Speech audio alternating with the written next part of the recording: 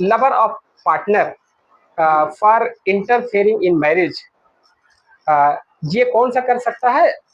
Lover of partner for interfering in marriage, जो lover किसी के मैरिज लाइफ में इंटरफेयर कर रहा है उसके खिलाफ मुकदमा किया जा सकता है लॉ ऑफ टॉर्ट से।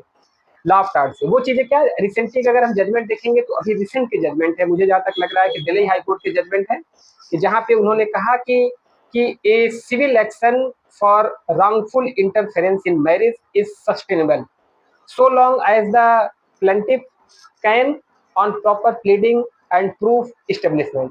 अगर आपके पास प्रॉपर प्लीडिंग है, प्रूफ है और इस्टेब्लिशमेंट है, आपके पास एविडेंसेस है, तो आप क्या वो केस क्या कर सकते हैं, जो मैंने आपको बताया जो डॉक्ट्रिन जो इंडिया में जो रिसेंटली में पॉपुलर है, एलाइनेशन ऑफ अफेक्शन में आप केस फाइल कर सकते हैं, डैमेजेस के लिए क्लेम कर सकते हैं। इसमें आप क्योंकि आपकी मैट्रिमोनियल लाइफ में इन्होंने बॉयफ्रेंड ने या गर्लफ्रेंड ने इंटरफेयर किया जिससे आपको इतना नुकसान हुआ, तो आप वो केस फाइल करके आप डैमेजेस क्लेम कर सकते हैं और डेफिनेटली ये आपको करना चाहिए।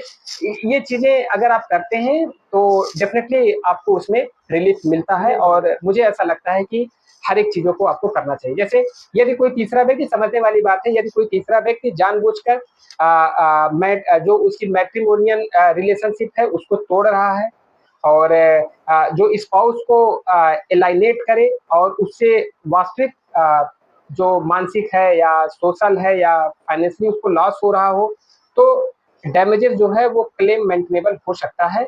ये बातें कोर्ट ने कहा है।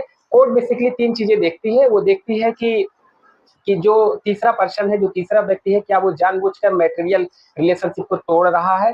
तो कोर्ट देखती है क्या उसका इंटेंशनल था, ऐसा इंटेंशनल एंड रॉन्गफुल इंटरफेरेंस था।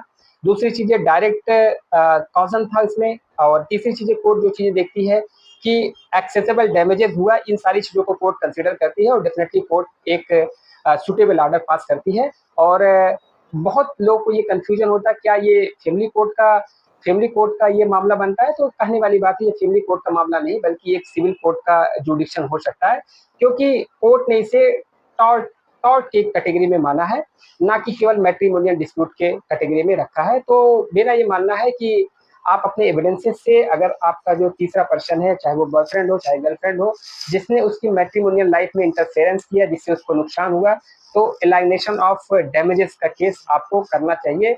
ये लॉ ऑफ टॉर्ट से गवर्न होता है। मुझे जहां तक लग रहा है कि अगर मैं गलत नहीं हूं तो recently supreme court, high court के सुप्रीम कोर्ट के जजमेंट्स में है जिसमें ये चीजें हैं कि ये फैमिली कोर्ट के जो एक्ट है उसमें कंट्रोल में नहीं होता। ऐसा नहीं कि फैमिली डिस्प्यूट है, आप डैमेजेस का केस कर सकते हो और आपको करना चाहिए।